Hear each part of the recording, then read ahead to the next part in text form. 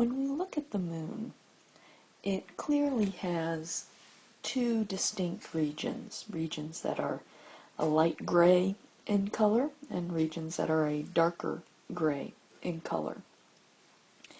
And these two regions have very distinct characteristics. These lighter regions are called the Highlands.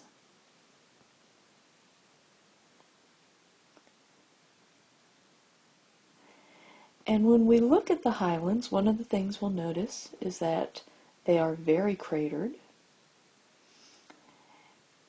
And when we see lots of craters on a surface, that tells us that nothing has happened to change that surface, to erase those craters. So we know that that is the oldest part of the moon. And rocks brought back from the Highlands when the Apollo missions landed there had ages on the order of 4 to 4.5 billion years old. BYO is billion years old. Composition-wise, the Highlands are primarily silicates. Now, a silicate is any rock or mineral that is composed of a combination of silicon and oxygen. And these are the bulk of the rocks also found on the surface of the Earth. Over 90% of the rocks and minerals found on Earth are silicates. And the near side of the moon, the part that we see, is kind of deceptive. It looks almost half and half of the two regions, but the far side of the moon is almost entirely highlands. So the highlands represent the majority of the moon's surface.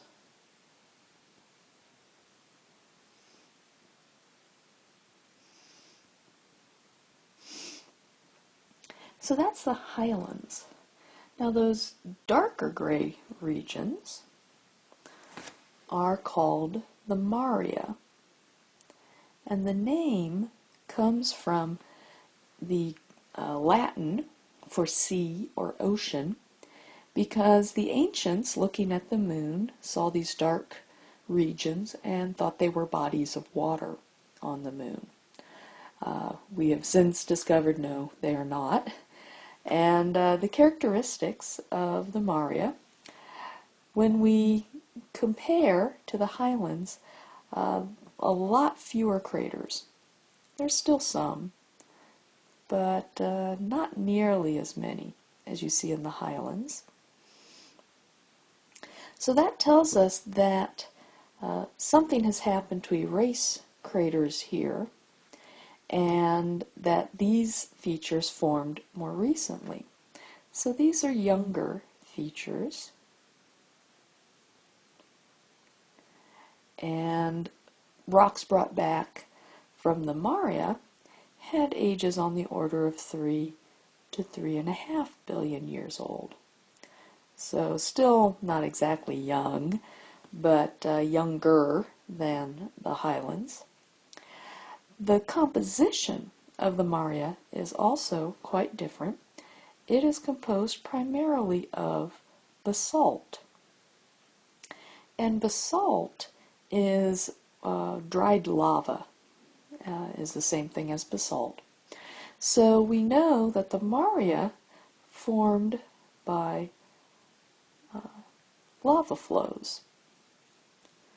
And what we think happened is that a large impact was strong enough to reach the region inside the moon that was molten at that time, and that molten magma flowed to the surface, solidified, and formed the Maurya.